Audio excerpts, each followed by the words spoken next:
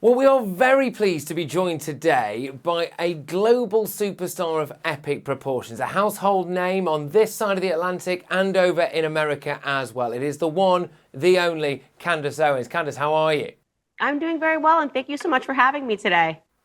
Well, you and I are going to tackle some of the most important issues facing the world and facing society at the moment, and I can't wait to get your takes on that because you never hold back. That's why we love you. But I am going to start with Harry and Meghan. Has America had enough of whinge and ginge, do you think? Should they come back to the UK or stay where they are? I am a big believer that this issue can only be solved if they agree to move to Canada. I don't think that either America or the UK should have to put up with this any longer. There's no question that their stock has degraded very quickly over time. The press was very favorable to them when they first made the move. And I think that that can largely be contributed to what was going on politically at that moment. It was the rise of BLM. Meghan was very happy to use that to her advantage. She sort of really for the first time in her public life was talking about how Black she was. And she used that to rather disgrace her new family and to say, well, this is why I'm moving to LA. It's not because I'm a D-list actress who's been desperate my entire life to make the A-list, but now I can blame it on racism and not on the fact that I'm a shrewd businesswoman, which is what I think she ultimately is. But there is no question that the appetite for Harry and Meghan has completely collapsed over time. I can tell that just in my show, and I can tell it just in my reaction to it. When I see a piece of news about them, I'm just not inclined to click it anymore. And so when something happens and there's a story and people say, do you want to cover it? My producer pitched it to me a couple of weeks ago. I said, fine. And the numbers were horrible. People didn't want to watch it. They felt exactly as I watched. We're just sort of tired of it. We get it. You're a victim. You're never going to stop being a victim. Woe is you. Best put in Canada, again, is my stance. I think it's the climate hypocrisy as well, though, isn't it? I mean, I'm not going to take lectures in somebody who decides to take private jets to and from a polo match and then take a private jet to a private island where billionaires go to escape millionaires and then turn up at the Formula One where, very, very rich people pump diesel out of the back of cars, etc. I mean, why should we have to listen to this kind of hypocrisy? Yeah, no one wants to listen to the hypocrisy, and that's the truth. Is for them, this was just a brand decision, to appeal to the far left, but they don't live in any capacity like the far left. That she wanted to pretend, oh, we just care so much about our family, which is why we are disgracing our family. It's utterly hypocritical to do something like that so publicly. It should bring them shame.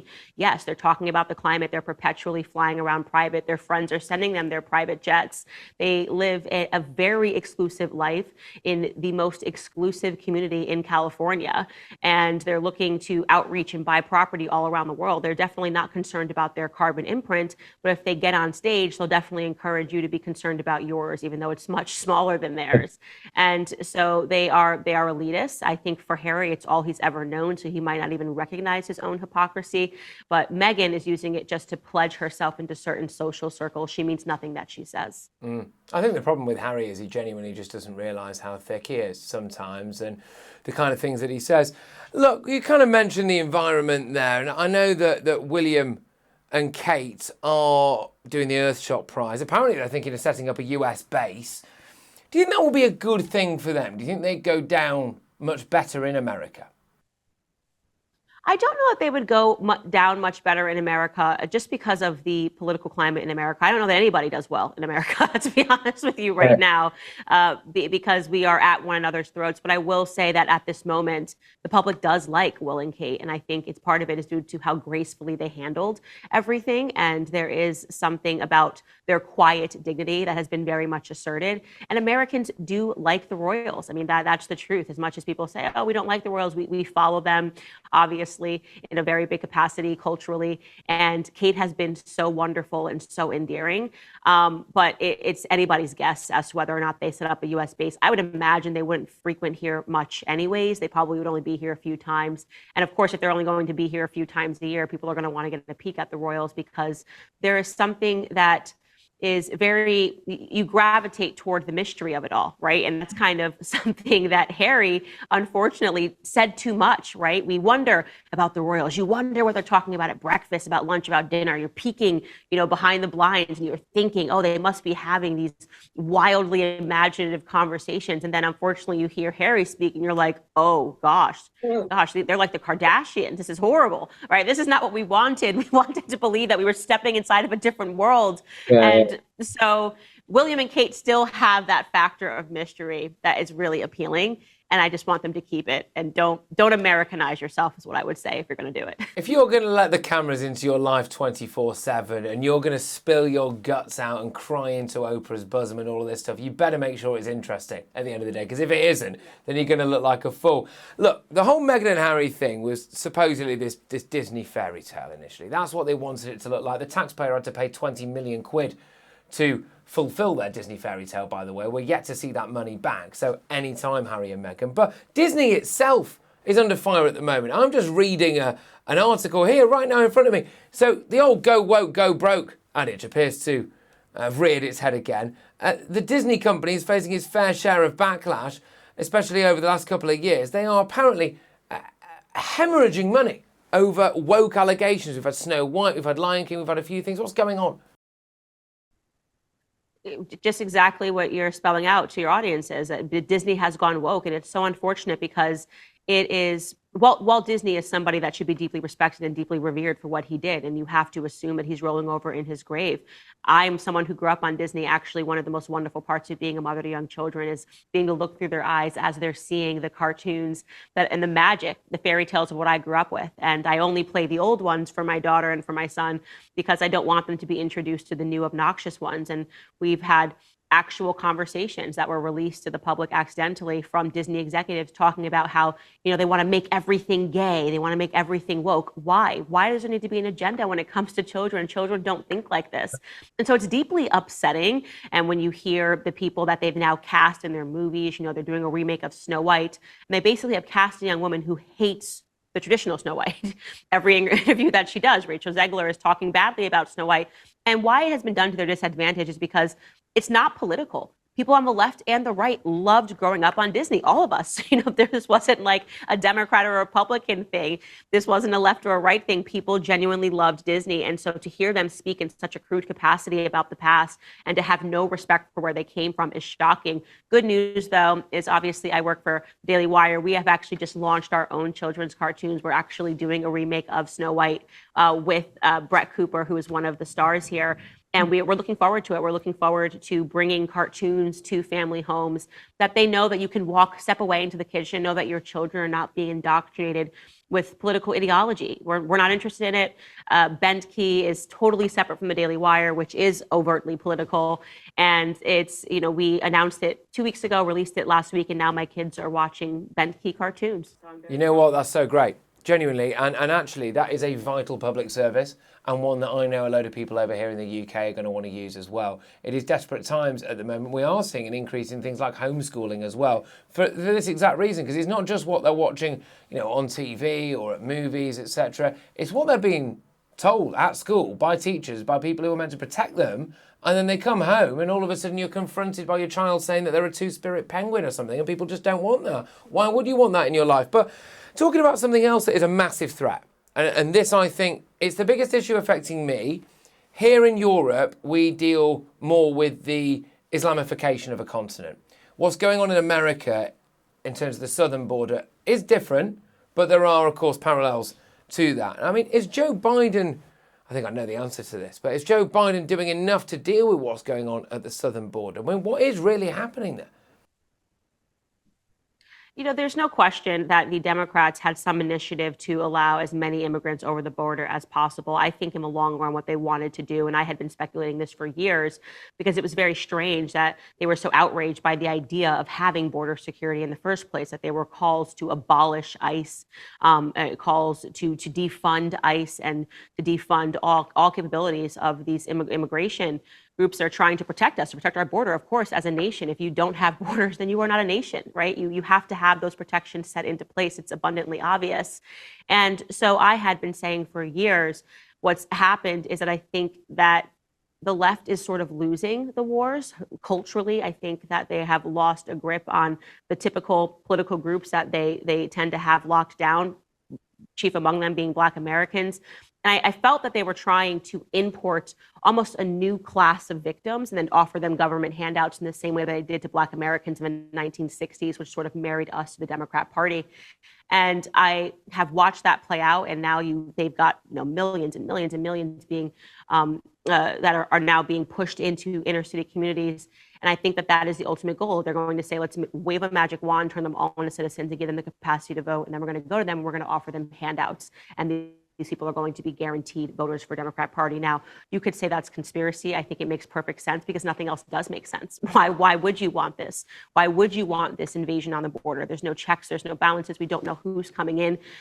There could be terrorists coming in. We don't even know if they're from South America. People are taking flights and going down there and walking over the border, and they're turning a blind eye to this at the same hypocritical time that they are telling us, Americans, that we absolutely must help Ukraine defend their border, that we absolutely must help Israel defend their border. You're telling us that we have no right to defend ours. Very mixed messaging going on, and people are frustrated by it. Yeah, taxpayers in this country where I am now and in your country have been bankrupted because of the preservation of another country's borders, while simultaneously our borders are just wide open. And shock horror, when we look at what's happening at the moment with Israel and Gaza and Hamas over there, it turns out that we have imported loads of people in this country who absolutely do not share our values, and given the first opportunity would take to the streets and talk about jihad and all of this. And people are surprised at this. People were saying, you did this ages ago. But look, we'll move on from that slightly now, because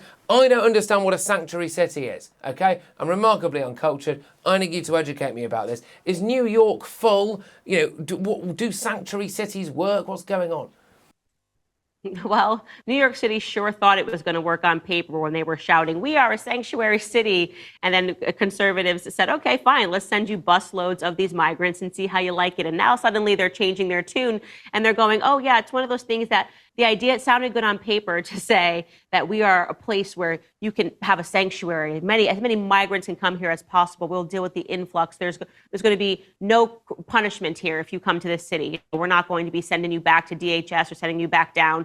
And so what happened is they arrived on buses and suddenly they're saying, we don't have the infrastructure to support these busloads of migrants. It is changing our city. It is absolutely something that we can't deal with. We have hotels that are filled to the max. The taxpayer can't afford to support this. Imagine that. That's kind of what I say about the left. It's all of these fruity, floaty ideas that look nice on paper. Everything's going to be free. We're all going to live magically. Different cultures are just going to come together. There's going to be butterflies and there's going to be sprinkles. And then they are met with the truth. They are met with reality, and they realize this doesn't work. This is actually why we need more stern laws. This is why we want these laws put in place in general. And so it has been glorious to see the reaction of places like Martha's Vineyard. Oh my gosh, the leftist elites who preach to us about how we need to be welcoming and how quickly they kick those migrants out of Martha's Vineyard. It's been glorious to see Eric Adams do a complete 180. That's the mayor of New York, for your listeners that are watching, do a complete 180 and say that we don't have the capacity to support this and it is changing the dynamics of our city. Yeah, that's the point, buddy. This was never about racism or xenophobia. It was about practicality and what actually works. Absolutely. It's about infrastructure. When we're looking around now in this country, we wonder why there's a massive housing crisis, and we welcome something like 1.2 million new people to this tiny island every single year. Why can't I get a doctor's appointment? Oh gosh, why is everything so full? Why haven't we got school places? Why are the roads so much busier? Well, the answer is staring you right in the face, and it comes from people who think that mass uncontrolled immigration, I describe it as a Ponzi scheme. It's a giant immigration Ponzi scheme that we're all being forced to live in now, and people just think that's great. Our Conservative Party here is saying that they're going to remove some of these asylum seeker hotels from their own constituencies and put them maybe in other people's constituencies. A bit of the Martha's Vineyard about that. I'm all for it. I think people should be forced to deal with the reality of their ideology a little bit more. But pro-Palestinians have been seen ripping down Israeli posters in the UK and the US. Okay, many people think that's quite disgusting. A lot of those posters, have pictures of dead or kidnapped children on them. It's not a particularly good look. What's it been like over there for you? Is there any justification for that, do you think? How's it been? I want to be clear, there's no justification for tearing down signs. It's talking about personal property. That's not even free speech. Why are you tearing down signs of somebody saying that this person is missing? You know, this Israeli child is missing. And what I think that we have seen since this outbreak has taken place is actually a remarkable lack of humanity on both sides of this, where people are saying, well, if it's a child and they're Israeli, I don't care, right? When you see these horrible pictures of what's happened to these children, people literally don't care because they just go, well, I think that the Israelis are occupiers, and so it's fine. You see a horrible photo of a child being pulled from the rubble, a Palestinian child, well, I don't care. Well, this is what Israel had to do. And so what I've been remarking on my show is that the saddest part of this is that there has been a tremendous loss of humanity here, where there are a lot of people who I think are much more in the middle, where you think this is a devastating situation. You obviously want there to be a solution here. And the solution is not for people to act like psychopaths on both sides and to abandon their humanity. So when I see those signs being pulled down of a literal missing Israeli citizens, I just think, what's happened to you? How could you become so angry and so bitter that you don't recognize that there's innocent lives that are being lost and innocent people that need to be returned to their families? No, indeed, a total loss of humanity from both sides of this, I think. Now, there's a lot going on in schools. I actually fear, we have a saying in this country, don't we, that, you know, everything that starts in America comes to Britain very quickly afterwards. You guys lead the way, we follow, we lap it up. That also, unfortunately, I think means some of the bad stuff. And what's going on in schools with the trans issue is coming our way. It's here, but not quite as extreme, actually, as what you have to put up with. I love, by the way, that you rock up and just take these people head on, just let them expose themselves. I could do hours on that, actually. But should parents be informed, do you think, about what is being taught to their children in schools in terms of sex education material? And should they have to be told if their child goes into school and says, I want to be referred to as a different gender now? Because at the moment, parents don't have to know about that stuff. So I don't want to mince words here. It's an issue that I care about deeply. Obviously, I've got a third child on the way. I'm 9 months pregnant right now, and my children are going to have to exist within this school system. And we are right now in a custodial dispute with the state over rights over our children, which is bizarre. In fact, I just covered on my show how in certain states they are now kicking parents out. Parents are no longer allowed to see what medical prescriptions are being given to their children once they turn 12 in certain states, right? So your kid has to make a profile and then they can see the doctor one-on-one, and mom and dad are not allowed to be there. So they are trying to pretend that children can make adult decisions at a very young age. And what we have seen in America is what they're doing in the classroom is introducing, you called it sex education. I have to tell you, we cannot call it that, because that is how they are trying to hide this. This is not about education. This is not about sex. This is something much more nefarious that is going on. It is a very dangerous ideology, and what it leads to is death and suicide. Factually speaking, I've had so many detransitioners, as you call it, on my show, people that were given pills. One man who I'd like every person to look up and watch this interview, named Walt Heyer. He is now 80 years old, went through with the bottom surgery. Truly what happened to him was he was molested by his uncle when he was 4, and made to wear a dress while he was being molested. And when he wanted to rinse himself of his identity, rather than a doctor saying you need a psychologist, they gave him pills and helped him transition. And he went through and got all of the procedures. So you have this incidence of people who are not addressing underlying psychological issues. Some of it is just kids that, in the way that you want to experiment and smoke a cigarette, are like, well, I want to experiment and I want to say that I have a different identity. But what this is being backed by is a big pharma push. They are selling so many new drugs to transition children, something that is an impossibility at the end of the line. Lupron is the name of the drug in the US that they are giving to these children. Lupron is also used to chemically castrate pedophiles in prison. And my biggest fear in all of this is what it's leading to, in this push to have children believing that they have the authority to make such a drastic decision at such a young age, is that what's going to come down the pipeline is pedophilia. This is a very serious matter happening in America. The way at the speed at which it has perpetuated, that this is now a front issue, is unbelievable. It can happen overnight in the UK. Let America be a lesson for the UK. You have to deal in reality. And these conversations have to be happening now, because children are being systematically harmed right now in the United States. By definition, it is entering into conversation the sexualization of children. If you're talking about their gender and you're talking specifically about their genitalia, then that almost normalizes that kind of discussion and conversation, because you hear it everywhere. And then, yeah, like you just said, it follows on that you go, well, this 5-year-old knows exactly what they're doing when it comes to gender. And that becomes a paedophile's playground, doesn't it? Mm-hmm. Absolutely. And they're already starting to say that there should be different terms. There are professors that are saying we shouldn't call them pedophiles. We should call them minor attracted persons. You can see this at the university level taking place in America, these sorts of people that are popping up. And even though they seem like they're on the fringe, I have said from the beginning that it is so obvious that the next thing that's going to come is pedophilia, because we no longer have the courage to call mental illness. And we are trying to become such a compassionate society that we're compassionate to the point of stupidity. And that's where we have arrived in America. I don't want this to happen in the United Kingdom, so I just want to be very clear here and not mince words. Stop this ideology. It is an evil ideology, and children are being harmed. Yeah, absolutely. And I think it is the very most innocent end of this terrible spectrum, right? I think it is, at the very least, Munchausen by proxy for a lot of these parents who feel like their own lives are pretty dull, who want their child to be special and different and unique, and maybe push that on them. But I don't think they realise, like you've just said there, what's coming down the line. And that in itself is child abuse anyway. Look, I've got one here about JK Rowling, because she's been trolled on this issue massively. She's been attacked for her defence of these kind of issues, etc. How do you feel about JK Rowling and what she's done?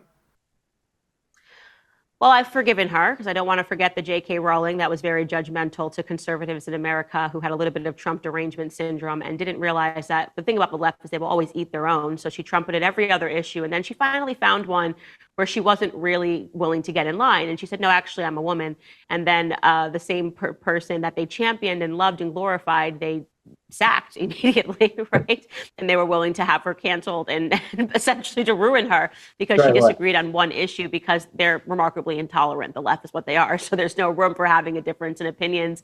But I'm very happy she's there. Obviously, she's tremendously talented. She has a huge platform, and she has stuck by her figurative guns in this capacity, so much so that the story of J.K. Rowling and the treatment of J.K. Rowling is something that can be learned from, And so I am proud of her for doing this. And it has been horrific to watch the self-proclaimed feminists, a la Emma Watson, the person who was made essentially by the Wizarding World of Harry Potter, who says to the public that she's a feminist, how quickly she was willing to throw J.K. Rowling under the bus to help men, that say, I'm a woman on the inside, which is it's amazing. All she does is talk about the patriarchy, talk about feminism. And then at the first opportunity that she had to actually be a feminist and to stand by a woman who has done so much for her, she threw her under the bus. And so that kind of gets into the category of the scam of feminism that I often talk about on my platform as well, because it has been rabid feminists that have been pushing this trans ideology.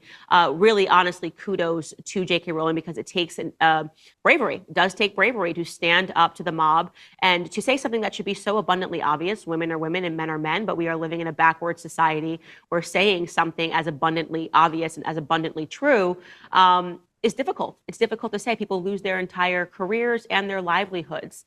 So I'm very proud of the person that she is today, because, as I said, this is a most crucial issue that will be at the forefront in the UK very soon, if it isn't already. And you're going to need leaders and people that have a backbone to stand up to it. Yeah, look, absolutely. And can I just say thank you very, very much. I think we have covered a lot of the issues that are really, actually, whether people realise it or not, at the core of society, both on your side of the Atlantic and mine over here, and will run through our societies going forward. If we don't get them right now, then I shudder to think where we will end up. And I'm very pleased there are people like you in the world. Candace, thank you very, very much. Great to talk to you. I wish you all the best with everything coming up, and I hope to chat to you again soon. Thank you. Thank you guys so much for having me. See you next time.